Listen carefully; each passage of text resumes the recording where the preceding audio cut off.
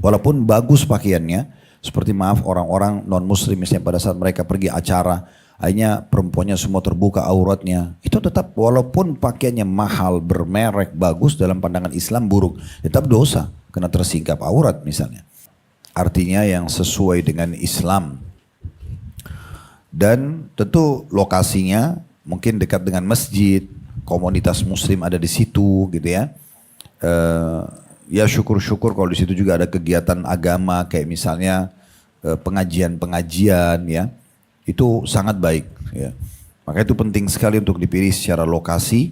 Makanya di poin di bawahnya substansi yang dikatakan dari sisi lokasi itu rumah hendaknya berdekatan dengan masjid ya. Kemudian juga agar tidak satu bangunan dengan orang-orang fasik lingkungannya. Karena kalau ada tetangga kita orang buruk, jauh dari agama, maka pasti berefek. Apalagi kalau persentase mereka lebih besar. Contoh misalnya dalam satu komunitas komplek perumahan, ada misalnya 20 rumah, tapi 18 rumah orang-orang fasik semua. Orang yang jauh dari agama. Sementara kita cuma 2 rumah yang berusaha menjaga kesolehan kita. Ini bahaya sekali. Ya, karena 2 tidak mungkin bisa mengalahkan 8 itu ya, atau 18-nya gitu ya. Jadi kita betul-betul harus memperhatikan poin masalah ini. Bahkan ada himbauan sebagian ulama agar seseorang kalau betul-betul berada di komunitas begini dia pindah. Dia jual rumahnya, dia pindah cari komplek perumahan yang kira-kira dia atau sama teman-temannya yang soleh dan solehah itu lebih dominan. Karena berefek sekali. Misalnya pada saat mereka buat acara. Akhirnya acaranya itu jauh dari agama. Akhirnya kita terganggu sebagai tetangga. Misal contoh ya, seperti orang-orang non-muslim pada saat mereka mengadakan acara ritualnya atau orang-orang fasik mengadakan acara-acara hiburan mereka. Mau nggak mau kita pun diundang jadi nggak enak, jadi serba salah gitu kan. Dan ini semua berefek kepada keimanan kita karena sedikit saja pelanggaran agama itu pasti ada efeknya. Kata Dr. Muhammad Shinkiti, hafidhahullah, bahwasanya dosa itu bisa menutupi akal sehat manusia dan menutupi juga basirah atau mata hatinya. Jadi kalau mau Bapak Ibu konsultasi dengan seseorang, konsultasi dengan orang yang beragama, yang salih dan salihah, karena akalnya itu terbuka dengan kesolehannya dan hatinya juga, mata hatinya juga ceria, ya, cerah. Mata hatinya itu terbuka sehingga kalau kita beri atau diberikan saran, pasti Allah Subhanahu Wa Taala berikan petunjuk yang baik dari mereka. Tapi ahli maksiat setinggi apapun pendidikan umumnya, kalau masih sering mabuk berbuat hal-hal yang salah, itu tertutup mata hatinya. Dia paling kalau ditanya, ya saya nggak tahu. Atau dia cuma memberikan pendapat sebatas akal manusia yang sederhana saja. Nah ini semua berpengaruh tentunya. Jadi kita usahakan jauh dari orang-orang fasik secara komunitas. Baik itu tempat tinggal, ataupun juga ya kita pribadi, pergaulan pribadi. Mungkin juga kalau di masa sekarang ditambah media, ya. Kita jauh dari media-media yang seperti itu. Kemudian juga rumah itu paling aman kalau tidak dilihat secara langsung dari luar ke dalam ataupun terlihat. Ya, itu sudah dijelaskan di halaman 90 supaya aman. Misalnya ibu lagi di rumah terbuka aurat, maka karena tertutup ada gorden, ada pagar segala macam, ada tanaman itu jauh lebih aman. Ya, daripada harus tersingkap auratnya karena kadang-kadang syaitan itu membuat tersingkap aurat sedikit. Saya sudah membuka pintu kejahatan. Bisa membuat orang akhirnya melakukan kriminal, ya apa pemerkosaan atau gangguan dan yang sejenisnya itu semua. Makanya hikmah daripada menutup aurat itu di situ. Kemudian dari sisi desain juga sudah kita bahas, ya memperhatikan permisahan antara tamu laki-laki dan perempuan. Kemudian menutup jendela-jendela dengan tabir, hendaknya tidak menggunakan toilet dengan menghadap kiblat. Ya, baik misalnya kiblat kita kan sekarang ini di rumah ini contohnya ke sana, ya kita nggak boleh buang air besar mengecil menghadap ke sana klosetnya atau membelakanginya. Atau membelakangi. Jadi kita harusnya kalau kiblat ke sana berarti ke arah kiri kanan ya, berarti nyilang, bertolak belakang dengan arah kiblat. Begitu dalam hadis disebutkan. Kemudian juga hendaknya memiliki rumah yang luas serta yang perabotnya cukup. Ini juga sudah kita jelaskan pada pertemuan yang lalu. Dan disebutkan juga hadis yang mulia tentang masalah ciri wanita salihah. Itu dibahas di halaman 90 sampai 91. Saya ingatkan kembali 3 hal kata Nabi SAW termasuk kebahagiaan dan 3 hal termasuk kesengsaraan. Termasuk kebahagiaan yaitu wanita salihah yang jika ini cirinya kamu melihatnya ia akan menyenangkanmu. Maksudnya penampilannya, tatapan matanya, sentuhannya semua menggembirakan dan membahagiakan bagi suaminya. Lalu ketika engkau pergi darinya kamu merasa aman atas dirinya. Maksudnya tidak ada perselingkuhan. Dan yang ketiga juga aman dari sisi hartamu. Karena ibu-ibu harus paham kalau misalnya rumah itu rumah suami, maka perjengkalnya itu tanggung jawab ibu pada hari kiamat. Tidak boleh ada barang yang hilang, tidak boleh ada barang yang rusak. Kecuali memang itu terjadi, barang itu dirampok orang. Gak boleh suami tanya mana charger saya, mana ini, oh saya gak tahu. Nanti tanya mbak dulu, mbaknya juga gak tahu. Akhirnya semua barang di rumah selalu hilang. Ya, itu gak boleh, itu salah satu tanggung jawab nanti hari kiamat gitu. Kemudian juga yang kedua, hewan tunggangan yang menghantarkanmu menyusul kawan-kawanmu. Ini juga kendaraan kalau masa kita sekarang silakan nikmatin. Boleh mobil mewah, mobil mahal. Yang penting kebutuhan, bukan keinginan. Sudah pernah kita jelaskan itu ya. Jadi kalau selama butuh boleh pakai mobil yang paling bagus. Boleh makan makanan yang terbaik. Pakai baju yang terbaik, bermerek pun tidak ada masalah. Mahal pun tidak ada masalah. Selama kebutuhan. Ya, tapi jangan dibalik. Jangan karena keinginan. Dan jangan bilang, oh karena ini kebutuhan saya. Padahal sebenarnya mobilnya sudah 5. Nggak ada kebutuhan di situ. Ya. Atau hal-hal yang serupa. Begitu juga dengan kebahagiaan ada di rumah yang luas dan perabotnya cukup. Sementara kesengsaraan kata Nabi SAW ada di wanita yang fasikah, yang jauh dari agama. Apabila kamu melihatnya engkau tidak merasa enak. Kemudian ditambah lagi lancang atau lisannya tajam terhadapmu. Jadi selalu bertutur kata yang jahat dan jika engkau pergi darinya engkau tidak merasa aman karena terjadi perselingkuhan dan juga baik dalam dirinya ataupun hartamu. Menyalahgunakan harta. Kemudian yang kedua yang kesengsaraan adalah hewan yang lambat atau tunggangan yang lamban gitu ya. Dan jika engkau memukulnya maka akan melelahkanmu dan jika engkau meninggalkannya atau tidak memukulnya maka dia tidak menghantarmu ke tempat teman-temanmu. Dan yang terakhir rumah yang perabotnya sedikit atau susah.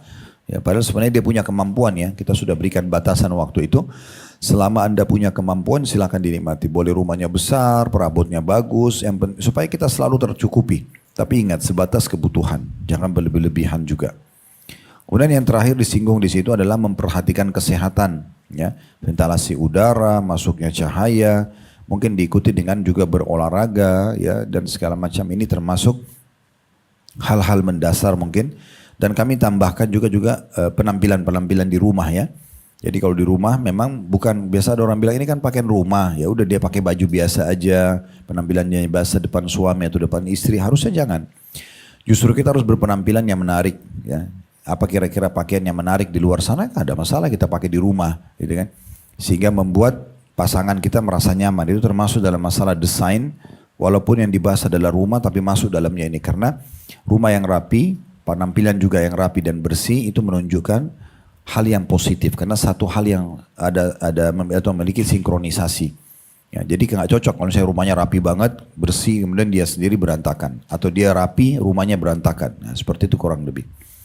Sekarang kita masuk ke nasihat ke-38, lanjutan dari bahasan yang lalu. Ini yang kita bahas hari ini, memiliki tetangga ya, atau memilih tetangga sebelum memilih rumah. Karena tetangga itu pengaruhnya besar sekali. Jadi memang mungkin ada banyak orang yang penting dia lihat ya rumahnya bagus, ya, selesai. Dia nggak pernah tahu di situ komunitas siapa yang tinggal.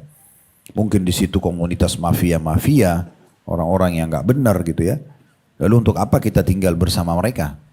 Karena nanti akan ada berpengaruh sebagaimana tadi sudah kita singgung sedikit di pembukaan kita gitu ya. Nah ini juga dititik beratkan agar rumahnya itu bisa terjaga, maka kita memilih tetangga yang benar sebelum memilih rumah bahkan kata beliau. Saya bacakan dulu kata Syekh Muhammad Hafizahullah karena pentingnya masalah ini semestinya dibahas secara tersendiri sehingga agak mendetail kata beliau. Tetangga pada zaman kita sekarang ini memiliki pengaruh yang tidak kecil terhadap tetangga di sebelahnya. Karena saling berdekatannya rumah dan berkumpulnya mereka dengan dalam flat-flat atau kondominium ataupun apartemen. Ya mungkin kalau komplek perumahan seperti ini masih ada taman, masih ada jarak sedikit antara rumah itu pun antara tembok dengan tembok sudah dekat ya. Sehingga sangat dekat. Kalau apartemen itu lebih luar biasa lagi. Karena ngobrol kadang-kadang di beberapa unit apartemen itu bisa didengar oleh tetangga di sebelah. Dan ini akhirnya tidak ada privasi. Ya, membuat akhirnya tetangga pun mengetahui apa yang kita bicarakan. Apalagi maaf kalau terjadi hubungan biologis misalnya. Terus kemudian kedengaran oleh tetangga itu kan bisa membuka pintu-pintu fitnah yang besar sekali. Karena bisa saya tetangga itu jadi na'udzubillah berpikir pikiran jahat gitu ya. Dia tertarik dengan istri atau suami pasangan atau tetangganya. Sementara kita pernah jelaskan dalam bab zina, itu zina yang paling berat zina dengan mahram antara ayah, ibu sama anaknya atau saudara dengan saudaranya, misalnya paman, tante sama ponakannya. Ini zina yang paling berat. Zina nomor 2 itu adalah zina dengan istri mujahid, suaminya pergi perang lalu diganggu sehingga terjadi perselingkuhan. Itu kata Nabi SAW, nanti pada hari kiamat si mujahidnya akan didatangkan lalu disuruh ambil pahala orang-orang yang berbuat jahat ini. Ya selingkuhan suaminya ataupun si istrinya ini. Kata Nabi SAW, apakah kalian mengira akan dia akan menyisahkan pahalanya? Maksudnya pasti mujahid itu akan ambil semua pahala. Yang ketiga itu istri atau suami tetangga. Nah ini dosa zina termasuk yang berat. Ya. Makanya waktu ditanya kepada Nabi SAW, apakah induk dosa besar? Beliau mengatakan salah satu adalah berzina dengan pasangan tetangga. Jadi sekarang kita harus menutup semua pintu itu. Menjaga aurat kita, menjaga sikap kita dengan tetangga, memilih tetangga-tetangga yang aman gitu ya. Yang memang mereka keluarga-keluarga yang baik. Supaya jangan terbuka pintu itu. Karena biasa saja kita tidak niat tapi orang lain niat. Kan? Jadi selalu begitu, kita harus berpikir ya. Mungkin kita tidak niat jahat, kita berteman sama beberapa orang, ternyata dia yang niat jahat. Nah, kita harus pilih, ya memang harus sortir dan sambil memohon kepada Allah SWT agar diberikan tempat yang aman gitu ya. Tentu ini sesuai dengan kondisi dan kemampuannya. Karena kalau ada orang misalnya sekarang ada beberapa orang yang tidak mampu lalu mereka tinggal di rusun misalnya dan memang apa boleh buat berdekatan. Memang ini dia harus lebih menjaga lagi privasinya gitu ya. Tapi selama punya kemampuan maka boleh menikmati. Saya perlu ingatkan kembali juga hadis Nabi SAW. Inna Allah yuhibbu an yara athara ni'amihi ala abdi. Allah itu sangat suka melihat bekas nikmatnya pada hambanya. Allah suka kita berpenampilan bersih, pakaiannya bagus, kendaraannya, rumahnya, segala macam tidak dilarang dalam Islam. Allah suka melihat bekas nikmat itu, gitu kan? Tapi jangan sampai berlebihan atau dari sumber yang haram. Lalu dikatakan Rasulullah SAW mengabarkan 4 hal termasuk kebahagiaan diantaranya tetangga yang baik. Beliau juga menyebutkan 4 hal termasuk kesengsaraan diantaranya tetangga yang jahat. Kalau masih ingat hadis ini ya.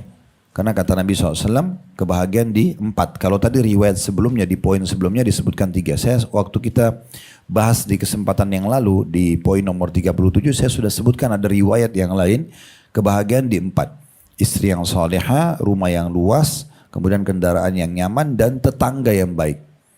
Nah, ini tetangga termasuk adalah membawa kebahagiaan di saat kita memang bertetangga dengan orang-orang yang berkualitas dari sisi akhlaknya, ya dari sisi ekonominya dan segala macam hal. Dan 4 hal termasuk kesengsaraan, istri yang buruk, rumah yang sempit, kendaraan yang tidak nyaman, dan tetangga yang buruk. Jadi memang tetangga masuk di dalamnya. Oleh karena itu kita harus hati-hati sekali. Dan tetangga ini makin baik maka makin besar pengaruhnya ya. Makanya Nabi SAW mengatakan, aku terus diwasiatkan oleh Jibril agar berbuat baik dengan tetangga, sampai aku mengira tetangga itu akan menjadi pewaris.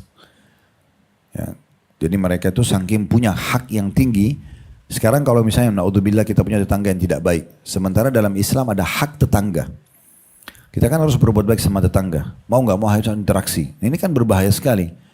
Akhirnya kayak tadi saya bilang ada acara-acara, ada party mereka, ada apalah gitu-gitu ya, yang atau acara-acara yang tidak benar. Kemudian kita terpaksa harus hadir di situ. Ini jadi masalah ini. Ya. Jadi serba salah. Seringkali ada jemaah yang nanya begitu, Ustaz gimana ya kalau saya diundang sama tetangga? Sementara acaranya itu sebenarnya melanggar agama, tapi saya serba salah. Orang semua teman-teman tetangga yang lain datang. Nah ini karena dia berada di lingkungan itu. Ya kalau mau memang baik adalah pindah. Dan saya lihat Masya Allah ada orang-orang yang sebenarnya mereka tidak terlalu mampu secara ekonomi ya. Tapi karena ingin menyelamatkan dirinya, begitu sudah hijrah ikut di pengajian, mereka rela menjual rumah warisannya, mereka rela pindah kerjaannya bahkan ke kerjaan-kerjaan yang membuat mereka berada di komunitas yang aman. Komunitas yang aman, walaupun gajinya lebih sedikit, walaupun dan ini dan itu, misalnya masih banyak hal-hal yang kalau dibandingkan kondisi dia yang lalu berbeda gitu ya. Tapi dia merasa lebih aman dari sisi keimanannya. Dan itu yang harus kita lakukan. Lalu kata beliau, karena bahayanya tetangga yang jahat ini, Rasulullah SAW berlindung kepada Allah darinya dengan doa. Allahumma inni a'udzubika min jari su'i fi daril muqamah fa inna jaral badiyata yatahawwal. Artinya, ya Allah, aku berlindung kepadamu dari tetangga yang jahat di rumah tempat tinggal. Jadi Nabi mengkhususkan doa agar diselamatkan dari tetangga yang jahat. Jahat ini umum, maksudnya jahat dalam pandangan Islam ya. Jadi kalau Bapak Ibu mau lihat baik dan buruk itu dinilai dari pandangan baik dan buruknya Islam, bukan kita. Bukan kita. Jadi cara kita tahu ini pakaian yang baik atau tidak, ini pergaulan baik atau tidak, ini lingkungan baik atau tidak, ini pendapatan baik atau tidak, semuanya harus kembali kepada Islam. Kalau Islam anggap baik, kita anggap baik. Kalau Islam anggap buruk, kita anggap buruk. Ya. Kemarin minggu lalu kita sudah bahas di Blok M Square itu di malam hari. Kalau Bapak Ibu yang tidak bisa hadir bisa tetap ikutin online. Itu ada bahasan kita dosa-dosa besar. Sehingga saya sudah di atas dari 220 sekian dosa besar ya. Tapi kemarin itu kita sempat bahas masalah berpenampilan buruk. Dan itu masih berlanjut nanti. Rabu nanti besok ini insya Allah ada bahasan lanjutan episode keduanya. Tentang masalah berpenampilan buruk. Kok bisa berpenampilan buruk itu masuk dalam dosa besar? Iya. Ya, ternyata orang yang berpenampilan yang buruk di dalam pandangan agama seperti tersingkap aurat, seperti ada kesombongan dari bahan-bahan yang haram, misal, atau pakaian yang dipakai untuk bermaksiat, semua itu masuk dalam dosa.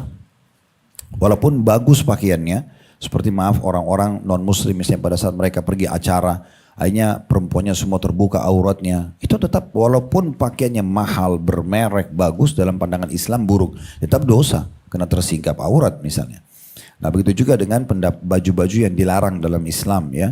Karena ada pakaian-pakaian yang dilarang. Untuk laki-laki secara khusus misalnya tidak boleh pakai sutra. Nah itu ada larangannya dan itu masuk bagian daripada dosa besar karena ada ancaman. Kata Nabi SAW, siapa yang pakai sutra bagi laki-laki di dunia maka dia tidak akan memakainya di akhirat, di surga. Kalau dia tidak sempat taubat gitu ya. Walaupun ada bahasan ulama panjang lebar tentang masalah ini. Bagaimana kalau hanya sebagian kecil, cuma ada benang sutra dan segala macam gitu.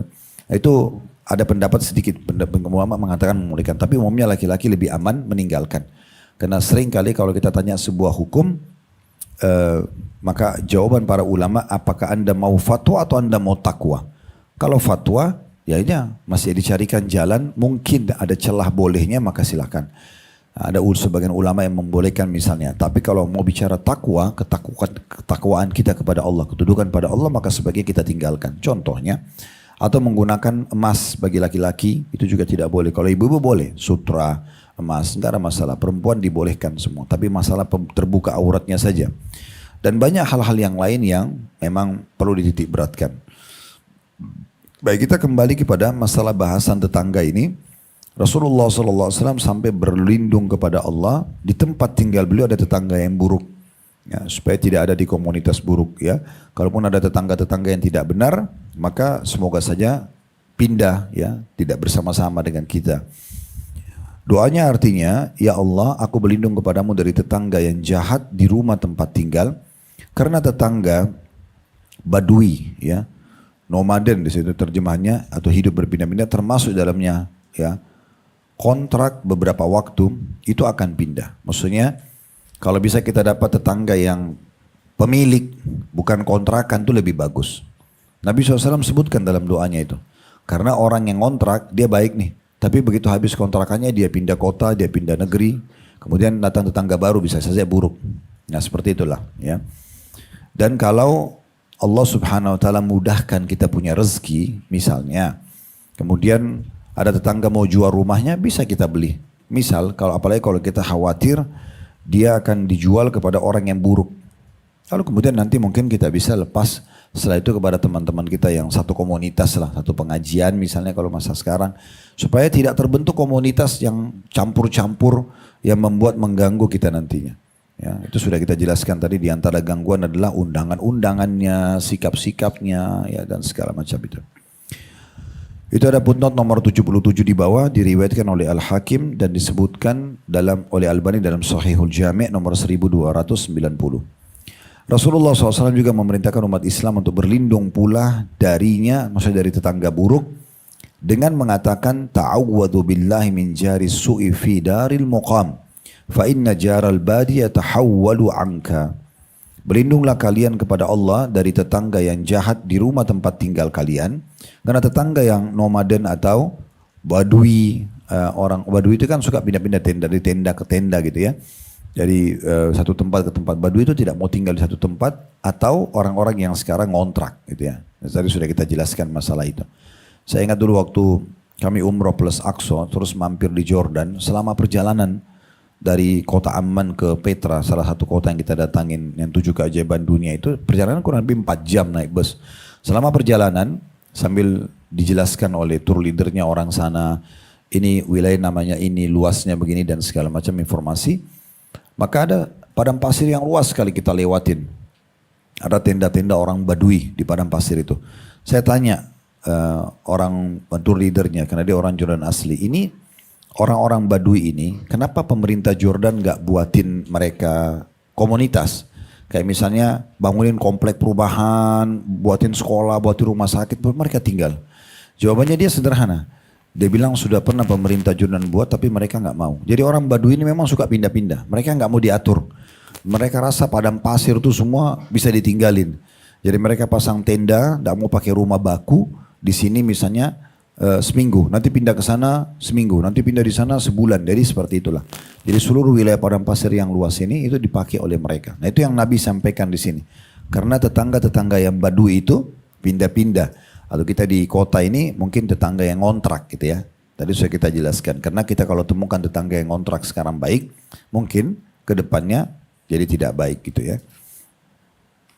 Kemudian kata penulis selanjutnya, jadi di sini ada 2 riwayat ya. Riwayat yang pertama Nabi langsung berlindung sendiri. Riwayat yang kedua adalah Nabi SAW suruh kita berlindung dari tetangga yang buruk.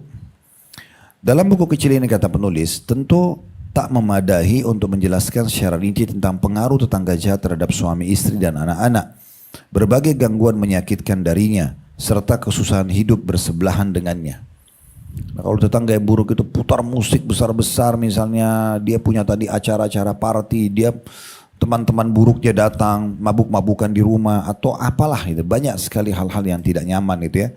Belum kalau anaknya main ke rumah, ternyata anaknya ini mengajarkan anak kita yang tidak baik, terlalu banyak. Mungkin suami ibu diajak sama suaminya jadi nggak baik, atau ibu sendiri diajak oleh istri tetangga jadi tidak baik. Banyak sekali efek-efek yang tidak baik gitu ya. Kita bisa bayangkan justru sebaliknya kalau misalnya ibu dan bapak bertetangga dengan teman-temannya lah, komunitas di pengajian begini. Sama-sama kita janjian besok ke taklim sana, terus kemudian paling di rumah mungkin membahas apa gitu ya. Pendidikan anak, hal-hal yang bermanfaat lah. Suami-suaminya orang-orang yang terhormat, kalau ketemu pun kalian ketemu satu sama yang lain, ngobrolnya juga masalah bisnis, hal-hal yang bermanfaat. Tidak ada hal-hal yang melanggar agama, itu kan sangat nyaman. Apalagi kalau kita berada di komunitas. Di sini juga saya ingin titik beratkan, kalau Bapak Ibu Allah berikan punya kemudahan, rezeki, kemudian sudah punya komunitas nih, kayak gini sekarang sudah hijrah, punya komunitas. Nggak ada salahnya, ya kemudian berpikir membeli satu tanah, dikeroyokin rame-rame, bangun rumah, kemudian satu komunitas, itu sangat bagus banget tuh. Saya ada 20 rumah, 30 rumah, semuanya memang teman-teman yang sudah hijrah di situ. Ada masjidnya di situ, ada mungkin TPA-nya buat anak-anak. Jadi bisa datangkan ustadz untuk isi pengajian, itu kan jadi bagus. Jadi nggak mencar-mencar gitu ya. Karena ibu kalau jalan sendirian sama bapak dengan busana muslim, sendirian itu kadang-kadang di jalan kita sedikit masih merasa sendirian. Tapi kalau sudah 2 orang yang jalan dengan pakaian yang sama, 3 orang yang jalan, itu beda. Dengan 10 orang yang jalan pasti makin banyak komunitas, kita makin percaya diri. Kita makin percaya diri. Nah itu seperti itulah yang dimaksudkan. Tentu itu kalau Allah mudahkan ya, itu sangat baik kalau ada ide. Misalnya ada di antara bapak ibu suaminya atau istrinya, atau mungkin suami istri punya perusahaan properti. Itu bisa dijadikan sebagai sebuah program. Dan itu insya Allah akan ada pasarnya sendiri misalnya. Itu salah satu pemikiran saja berhubungan dengan masalah ini. Jadi saya ulangi kata beliau dalam buku yang kecil ini, tentu tak memadai untuk menjelaskan secara rinci tentang pengaruh tetangga jahat terhadap suami, istri, dan anak-anak. Tapi tadi sudah kami kasih gambaran umum.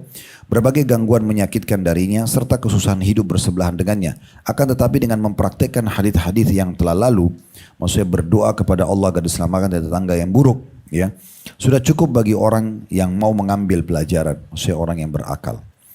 Mungkin di antara jalan pemecahannya yang konkret yaitu seperti yang dipraktikkan oleh sebagian orang dengan menyewakan rumah yang bersebelahan dengan tetangga jahat tersebut kepada orang-orang yang sekeluarga dengan mereka. Meski untuk itu harus ya merugi dari sisi materi. Karena sungguhnya tetangga yang baik tidak bisa dihargai dengan materi, berapapun besarnya. Tetangga yang baik, yang soleha, yang berkualitas tidak bisa dinilai dengan materi. Artinya biar kita harus beli mahal rumah di situ, selama kita bertetangga dengan orang-orang baik, maka itu luar biasa. Ya. Dan kita lihat memang sebenarnya turun-temurun ya dari dulu tuh ke komunitas manusia hampir sama. Ya. Saya pergi ke beberapa negeri, itu ada di sana dikenal misalnya, oh ini satu komunitas yang bagus waktu itu di daerah Spanyol, daerah Turki, beberapa tempat itu. Terus saya tanya, ini kenapa terbentuk komunitas ini? Oh iya, karena dulu tuh ada satu tokoh masyarakat di sana terkenal baik, terus dijadikan rujukan oleh masyarakat sehingga mereka ramai-ramai terbentuklah kota di sini. Contohnya terbentuk komunitas, ya seperti itu. Kemudian kita masuk ke nasihat 39, jadi 38 khusus masalah tetangga ya. Kemudian nasihat ke-39 memperhatikan perbaikan yang perlu serta menyediakan sarana kenyamanan. Di antara nikmat Allah kepada kita di zaman sekarang itu, atau zaman sekarangnya itu diberikannya kepada kita sarana-sarana kenyamanan seperti memudahkan persoalan kehidupan kita di dunia. Juga menghemat waktu seperti adanya AC, lemari es, ya, ini kulkas, mesin cuci dan sebagainya. Sebaiknya kita memiliki alat-alat seperti itu, ya kita tidak menggunakannya dengan boros dan mubazir. Harus pula bisa membedakan antara kebutuhan ya pelengkap yang memang dibutuhkan dan bermanfaat dengan kebutuhan tertiler yang tidak berguna. Mungkin sedikit saya kasih gambaran dulu di dua paragraf ini ya. Jadi mungkin kalau kita tarik 200 tahun yang lalu lah ya, atau lebih lagi kalau kita maksimal mungkin 300 tahun, apalagi kalau kita sudah tarik sampai 500-700 ribu tahun yang lalu, mungkin lebih jauh lagi. Di masa itu saya pernah dapat sebuah cuplikan untuk merenung gitu ya, bagaimana di masa sekarang ini begitu luar biasa Allah memudahkan kita untuk meraih surga gampang sekali, sebagaimana orang gampang sekali raih neraka. Kalau di masa dulu itu ya, orang kalau mau menyimpan hartanya susah sekali. Belum ada perbankan, belum ada seperti sekarang orang tinggal pakai kartu ATM taruh di rekening. Udah kita tinggal tidak usah bawa uang cash, satu kartu. Sekarang lebih biasa aplikasi di handphone. Tinggal kiris dan segala macam, itu lebih gampang lagi. Mungkin kedepannya bisa lebih mudah lagi. Uang miliaran tinggal kita transfer teks saja di ya mesin edisi selesai gitu kan. Atau transfer itu sangat mudah. Dan dengan kemudahan itu, selain kita aman menyimpan harta kita, kita mudah sekali. Dari atas ranjang kita bisa transfer uang ke yayasan manapun kita mau. Lagi di kamar, lagi di ruang makan, lagi di mobil, kita bisa transfer uang. Masa dulu orang kalau mau nyumbang, dia bawa uang cashnya itu, emas dan perak itu, ke tempatnya dia. Beberapa riwayat menyebutkan, waktu Nabi SAW bilang, ayo siapa yang mau berjihad, silakan nyumbang harta sebelum jiwanya, sebelum fisiknya. Maka disebutkan beberapa riwayat, ada sahabat yang kaya raya, karena dia mau nyumbang banyak, akhirnya dia bawa perak sama emasnya di kain besar, itu saking beratnya diangkat, jatuh di tanah, diangkat lagi, begitu terus. Ya, mungkin itu nilainya kalau sekarang anggaplah 1 miliar misalnya, sejumlah itu. Atau misalnya 500 juta. Maka susah sekali, dia harus pulang lagi, ngambil lagi seberat itu. Sekarang hitungan detik kita bisa transfer. Begitu gampangnya buku amal kita tercatat. Ya, kalau kita mau gitu ya. Sekarang mau buka puasain orang, seluruh dunia bisa. Ada teman kita kerabat di Amerika, tinggal cari restoran halal di sana. Kalau ada yang mereka punya akun online, selesai. Tolong saya transfer ini, kirim ke masjid ini ya, kirim ke rumah ini ya. Di Saudi aja kita bisa lakukan. Saya biasa kalau umrah dengan jemaah selalu saya bawa ke yayasan sosial di Mekah. Saya kenalin Bapak Ibu ini ya, yayasan sosial resmi. Bapak Ibu mau dapat pahala buka puasain Ramadan orang di Masjid Haram, mereka punya. Dan ada rekening yang bisa ditransfer dari Indonesia. Jadi bisa transfer, baru bilang ini untuk buka puasa Ramadan ya. Kita tinggal di Indonesia, tapi pahala orang yang buka puasa di Masjid Haram bisa didapatkan.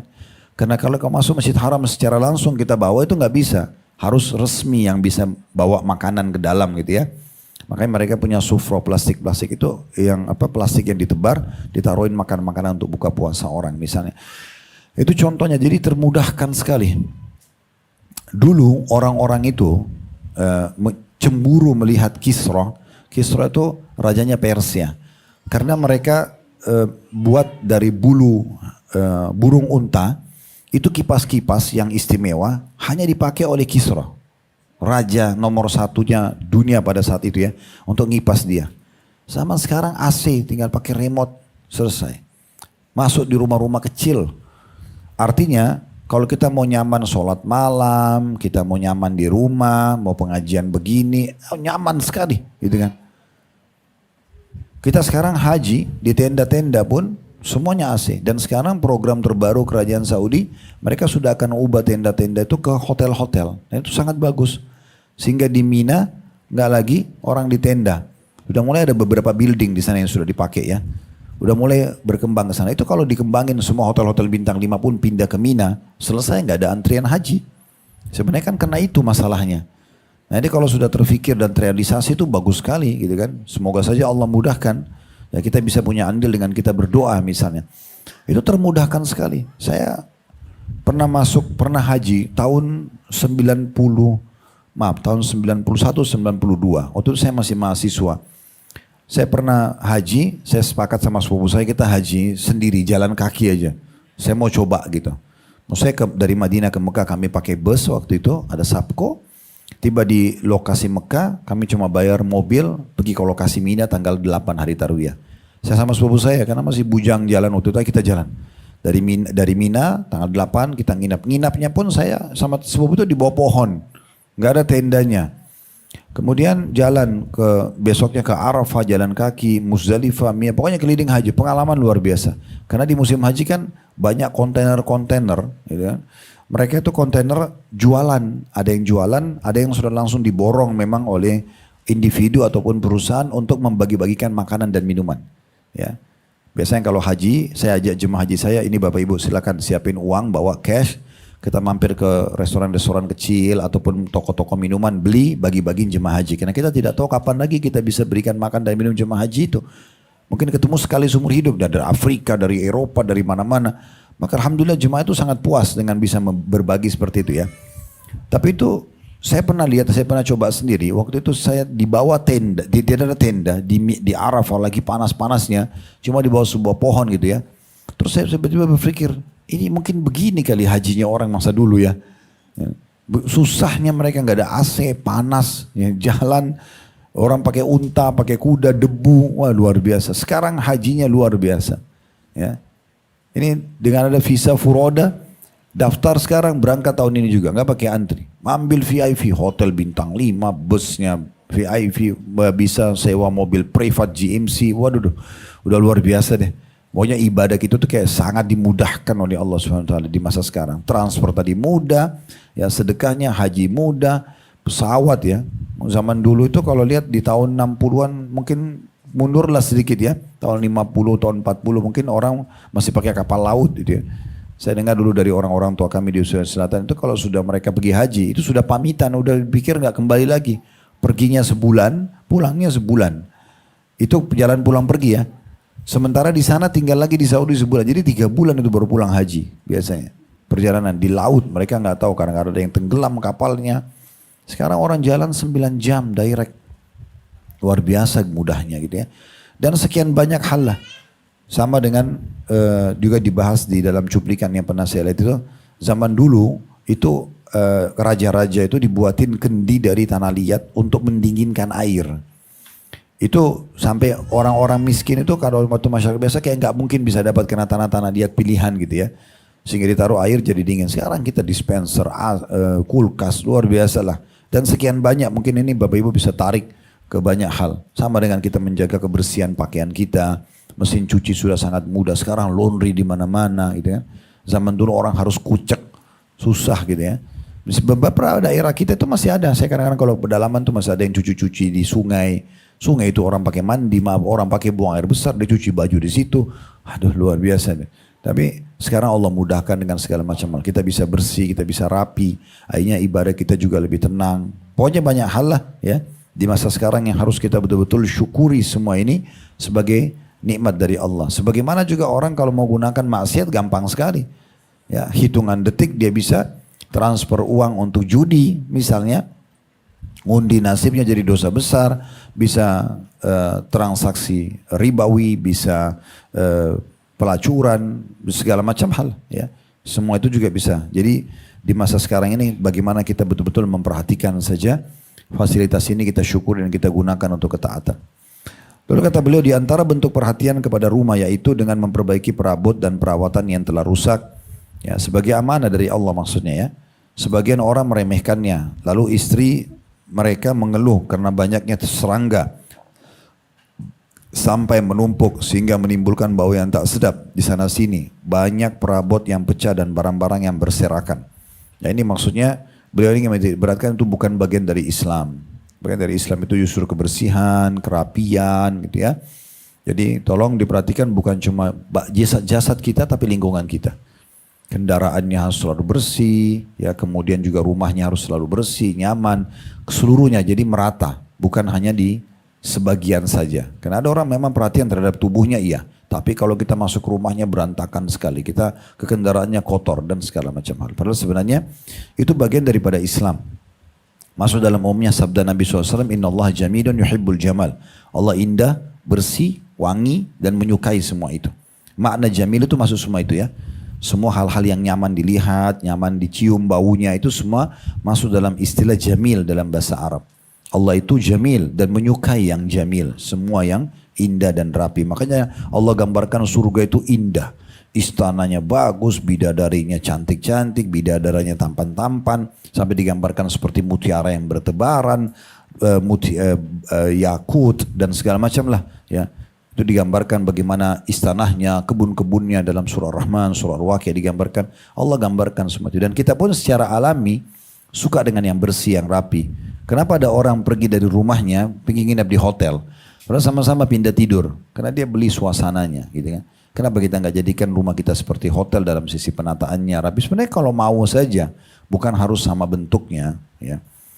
Hal-hal di atas kata beliau tidak didudukan lagi termasuk yang menghalangi terwujudnya kebahagiaan. Karena berantakannya dan segala macam.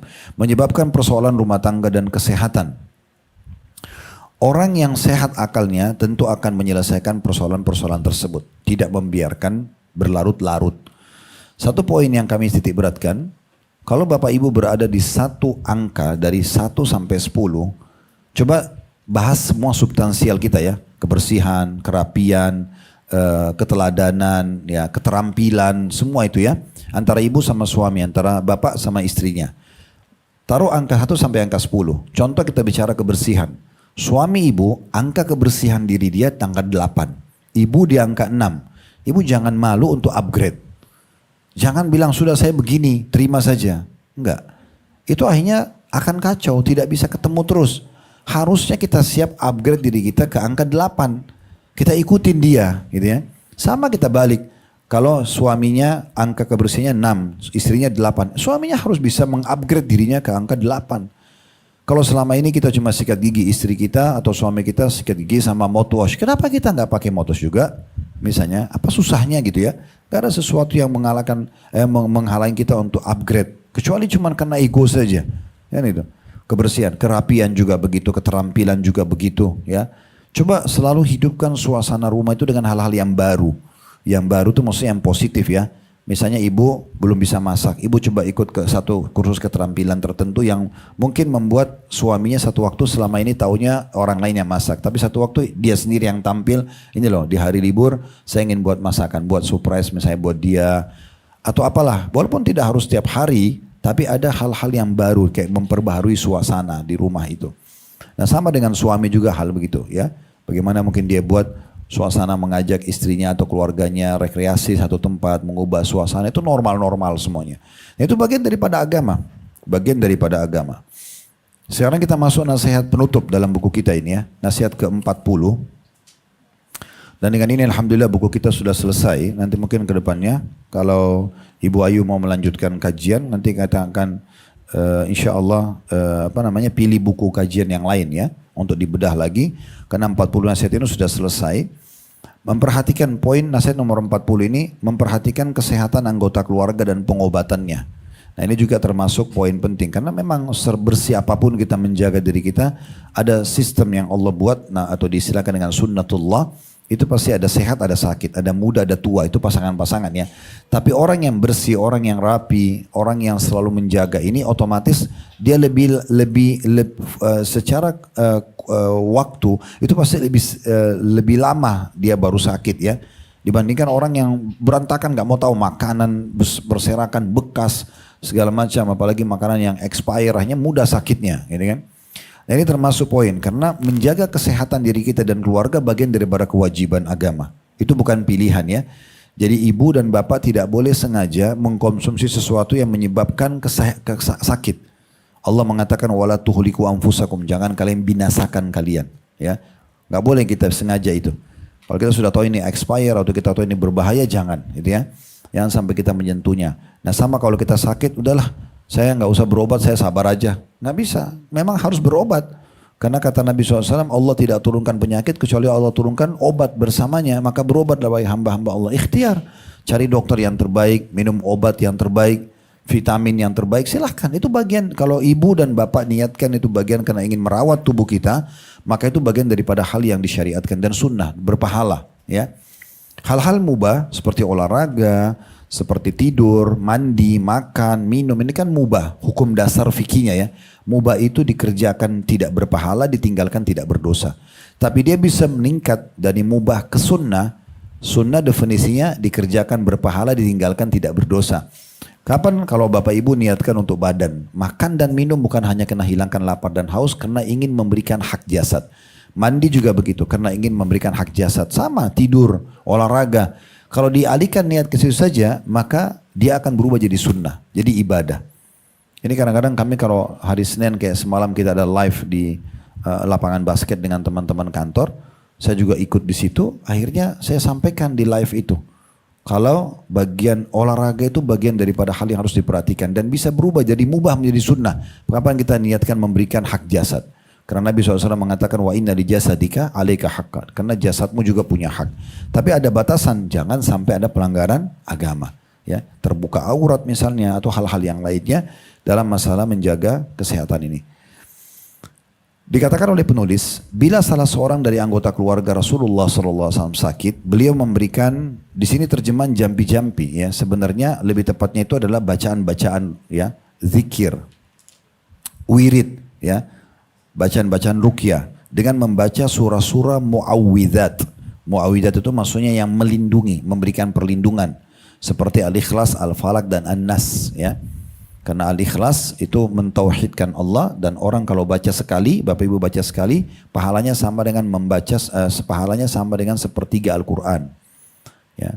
Kalau berarti kita baca 3 kali Al-Ikhlas itu pahalanya sama dengan menghatam Al-Qur'an, walaupun membaca Al-Qur'an secara keseluruhan itu lebih afdal. Kalau Al-Falaq intinya sebenarnya selamat dari sihir dan hasad orang. Kalau An-Nas selamat dari semua was-was, keraguan-raguan dalam hati yang dibisikkan oleh syaitan, jin dan manusia gitu ya. Ini setelah turun surah Al-Falaq sama An-Nas dikatakan Nabi SAW tidak lagi berlindung kepada Allah kecuali membaca 2 surah ini. Ini memang rutin. Nah kalau ada yang sakit, maka yang paling pertama kita dahulukan ini dulu sebelum obat medis. Saya pernah membahas lebih dari 3 jam. Kalau Bapak Ibu lihat di playlist YouTube kami, di Khalid Basama Official, diklik logonya terus cari di bawah ada playlist, diklik playlistnya akan keluar Ruqyah Syariah, diketik akan keluar 3 jam lebih. Saya bahas 1 buku ditulis oleh Syekh Al-Idan tentang Ruqyah Syariah. Itu sama praktek bagaimana Ruqyah. Di awal-awal buku itu beliau nitik beratkan tentang pendapat-pendapat ulama, himbauan agar meruqyah diri itu bukan hanya orang kesurupan syaitan atau kena ain, tapi semua penyakit. Mau sakit kepala, mau sakit gigi, mau apa saja. Mulai dengan baca surah-surah Al-Quran. Sakit giginya baca, kemudian tempelkan di tempat sakitnya gitu kan. Ditiup, ditempel, itu Ruqyah Syariah namanya. Dan ada satu hadis Nabi SAW. Sebenarnya ada banyak hadis ya, tapi diantaranya kata Nabi SAW, siapa yang membaca siapa yang merasa sakit, maka dia memegang tempat sakit, seraya membaca Bismillah 3 kali, dengan menyebut nama Allah bismillah bismillah bismillah, kemudian a'udzu biizzatillahi wa qudrati min syarri ma ajidu wa ahadiru.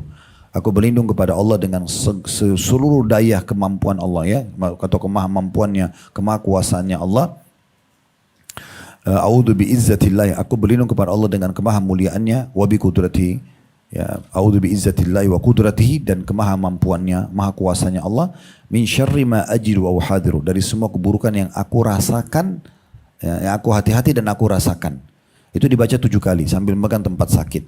Ada juga hadis yang lain, siapa yang membaca pada saat menjenguk seseorang yang sedang sakit 7 kali, as'alullahal azim rabbal arsyil azim ayyashfiyaka. 3 potongan doa. As'alullahal azim, aku mohon kepada Allah yang maha agung, rabbal arsyil azim, pemilik singgasana yang agung, ayyashfiyaka, agar menyembuhkanmu. Dibaca 7 kali. Kata Nabi SAW, selama ajalnya belum datang, Allah akan sembuhkan. Allah akan sembuhkan. Nah, ini diantaranya. Jadi kita harus dahulukan ini dulu, baru pengobatan medis. Medis itu pelengkapnya. Tapi kita yakin kalau kita sedang sakit, yang pencipta kita Allah, pencipta penyakit Allah, itu adalah Allah, yang bisa menyembuhkan hanya Allah. Sebagaimana Nabi Ibrahim alaihissalam mengatakan, wa idza maridtu fahuwa yashfin. Kalau saya sakit, maka hanya Allah yang menyembuhkannya. Lalu dikatakan, dan bila anggota keluarga beliau sallallahu alaihi wasallam sakit, beliau menyuruh dibuatkan sup. Lalu mereka pun disuruh menghirup sup tersebut atau meminumnya. Lalu beliau bersabda, innahu la yartaqu fu'adal hazin. Innahu la yartaqu fu'adal hazin wa yasru an fu'adis saqim kama tasru ihdakunnal wasakha an wajiha. Sesungguhnya sup itu menguatkan hati orang yang bersedih dan membuat hati yang sakit sebagaimana dan membuka hati orang yang sakit sebagaimana salah seorang dari kalian membersihkan kotoran dari wajahnya. Ada footnote di bawah nomor 80, hadits diriwayatkan Tirmidzi dan disahihkan oleh Syekh Albani. Jadi sini ini sup secara umum lah. Orang kalau sudah sakit minum yang hangat-hangat. Nah gitu ya. Seperti kurang lebih begitu. Dan Nabi SAW mengatakan semua minuman hangat itu, dibahasakan sup ini berarti dia cairan. Bisa diminum, minuman jahe, sup apa ya. Intinya gitu yang selama halal. Itu Nabi SAW mengatakan itu bisa membuka hati dan mengurangi kesedihan. Ya. Jadi makna yang lain adalah kalau lagi sedih jangan justru makan yang kering-kering gitu ya. Justru yang berkuah, itu menenangkan hati. Tentang beberapa cara tindakan preventif dan keselamatan, Rasulullah SAW bersabda, "Idza amsaytum faquffu sibyanakum fa inna syayatina tantashiru hina idzin fa idza dhahaba sa'atun min al-laili fakhalluhum fagallu al-abwab wadhkuru ismallah wa khammiru aniyatikum wadhkuru ismallah walau an ta'ridu 'alaiha syai'an wa adfi'u masabihakum." Ini wasiat Nabi, juga kita perlu perawatan dalam rumah seperti ini ya. Jika telah tiba sore hari menjelang malam, maka tahanlah anak-anak kalian di rumah. Karena sungguhnya syaitan sedang berkeliaran ketika itu. Ya, maksudnya menjelang maghrib. Anak-anak jangan dibiarin main di luar rumah. Gitu ya. Dan ada saran sebagian ulama juga kalau menjelang maghrib sama. Jangan juga bermain dulu, suruh mereka siap-siap tuh sholat maghrib segala macam. Lalu kata Nabi, kalau sudah sebagian malam berlalu, salah satu maknanya selepas isya. Selepas isya, maka biarkan mereka. Ya. Kemudian dikatakan, jika hal itu diperlukan. Kemudian tutuplah pintu-pintu serta sebutlah nama Allah. Setiap tutup pintu bismillah. Pintu kamar, pintu rumah, pintu lemari, baca bismillah gitu ya. Dan tutuplah semua bejana serta sebut nama Allah. Setiap kali masuk di dapur tutup ya, baca bismillah, semua menyebut nama Allah. Meskipun dengan meletakkan sesuatu atau batang kayu misalnya di atasnya. Kita misalnya tinggalin minuman, tidak ada tutupnya. Taruh sesuatu, taruh tisu kah, taruh sendok kah, intinya jangan dibiarkan makanan apapun atau bejana terbuka gitu ya. Lalu dikatakan dan matikanlah lampu-lampu kalian. Ya. Ini semua wasiat Nabi SAW. Dan kita tahu sekarang tentu mata itu lebih istirahat di saat gelap gitu ya. Maka kita istirahat dalam kondisi seperti itu. Ini semua wasiat-wasiat Nabi yang sangat mahal ya. Yang membahas tentang masalah bagaimana kita menutup malam kita di rumah gitu. Dan dalam riwayat Imam, ada footnote nomor 81 di bawah diriwayatkan oleh Imam Bukhari. Kemudian sebagai penutup ada 2 buah riwayat. Dalam riwayat Imam Muslim disebutkan, agliku abwabakum wa khammiru aniyatakum wa adfi'u surujakum wa auki'u askiyatakum fa inna syaitana la yaftahu baban mughlaqa wa la yakshifu ghita'a wa la yahullu wika'a. Kemudian dikatakan wa innal fuwaisiqa tadrimul baita ala ahli. Tutuplah pintu-pintu rumah kalian, tutuplah bejana-bejana kalian. Jadi itu normal sekali. Setiap masuk tutup, setiap keluar tutup. Semua pintu kamar, pintu rumah ditutup aja. Kalau perlu buka lagi, gitu kan? Biasakan anak-anak juga begitu. Jangan selalu pintu kamar terbuka, pintu ruang tamu semuanya terbuka. Kecuali memang dia ya dalam satu tempat begini misalnya ada pintu dan memang dia connecting untuk kita duduk, itu lain. Tapi kalau yang tidak diperlukan kayak kamar tidur, kalau dapur juga ada pintunya misalnya kita tutup pintunya, contoh-contoh seperti itu bagian daripada sunnah Nabi SAW. Tutup bejana, semua wadah makan dan minum selalu ada tutupnya. Termasuk yang punya anak-anak kecil misalnya botol minum ya, itu ada tutupnya. Itu kan biasanya dibiarin aja, itu sayang banget ya, karena ada mungkin bakteri atau apa gitu ya. Kemudian matikan atau padamkanlah lampu-lampu kalian. Eratkanlah tutup botol minuman kalian. Karena sungguhnya syaitan tidak membuka pintu yang ditutup. Ya. Tidak membuka penutup. Tidak bisa melepaskan ikatan. Ini Nabi bilang. Jadi tidak ada ceritanya kayak sinetron kita tuh syaitan bisa tembus tembok. Ya. Bahkan tidak buka pintu, nggak ada. Semua yang tertutup ini anak Adam tutup kayak ada tembok. Syaitan nggak bisa tembus. Pintu tutup nggak bisa ditembus. Nggak bisa. Syaitan cuma bisa masuk di pintu yang terbuka. Jendela yang terbuka. Syaitan nggak bisa buka panci kita ngambil makanan, nggak bisa. Tapi dia akan ambil yang terbuka.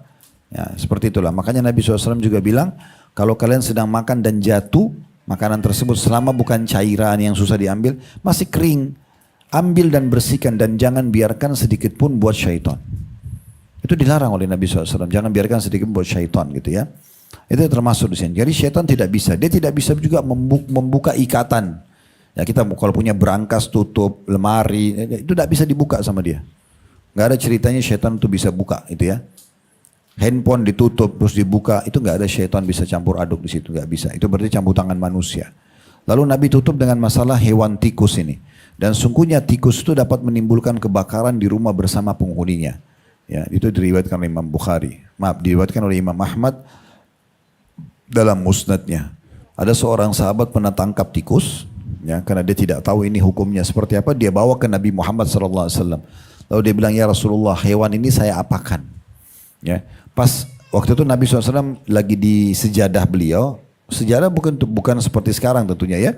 Kemudian ada, kalau kita mungkin sekarang lilin, seperti model lilin, minyak, dulu itu minyak zaitun ada sumbu kemudian dibakar. Itu untuk menjadi penerangan. Waktu itu tikusnya dipegang oleh sahabat, lepas, lalu tikus itu lari menyentuh sumbu api tadi di sejadah Nabi, tumpah, lalu membakar tempat sholat Nabi. Kata Nabi SAW, beginilah hewan ini membakar rumah-rumah kalian. Oleh karena itu memang wajar kita kalau memberantas serangga-serangga. Dan bahkan dari 5 jenis hewan dalam hadis yang boleh dibunuh, itu diantaranya tikus. Ya, baik di wilayah haram atau di wilayah halal. Wilayah haram itu kayak Mekah sama Madinah kan wilayah haram namanya. Wilayah luar haram itu kayak kita sekarang ini ya. Itu semua tidak boleh atau boleh membunuh 5 hewan. Disebutkan yang pertama tikus, baru kemudian anjing yang gila ya. Kemudian baru burung raja wali. Ya, kemudian yang keempat itu burung gagak yang di dadanya ada bulu berwarna putih gitu ya. Kemudian baru ular. Nah, ini hewan-hewan yang boleh dibunuh tentunya. Jadi wajar kalau kita di tempat kerja Anda, di rumah, itu kalau sudah ada tikus, jangan tenang, memang harus dihilangkan. Karena dia akan merusak barang, di sini Nabi bahkan bilang bisa menjadi penyebab terbakarnya rumah. Berapa kali listrik mati itu karena tikus menggigit kabel-kabelnya dan segala macam itu ya. Nah oleh karena itu dari sini kita tahu tikus itu binatang buruk. Kenapa Allah ciptakan? Supaya kita tahu ini loh binatang buruk, bentuknya ini. Kenapa Allah ciptakan babi tapi Allah makan supaya kita tahu oh ini mukanya babi, ini suaranya jangan dimakan ya. Nah begitu. Nah, hari kiamat kalau Allah tidak ciptakan tapi Allah larang, manusia akan bisa berhujjah mengatakan ya Allah engkau haramkan babi, saya tidak tahu wujudnya babi seperti apa. Nah seperti itulah. Jadi memang kita tidak boleh jadikan ini sebagai maskot terutama ya. Jadi nggak usah lagi aja anak-anak nonton Mickey Mouse, Minnie Mouse, itu tikus. Tikus itu nggak boleh. Nanti dia tanpa kita sadari dia kayak membanggakan itu jadi tokonya, dibelikanlah spray, tasnya semua Mickey Mouse. Ini agak aneh ini, nggak usah gitu ya. Dan tidak ada ruginya kalau anak-anak tidak nonton itu. Ya, harusnya dihindari. Ya.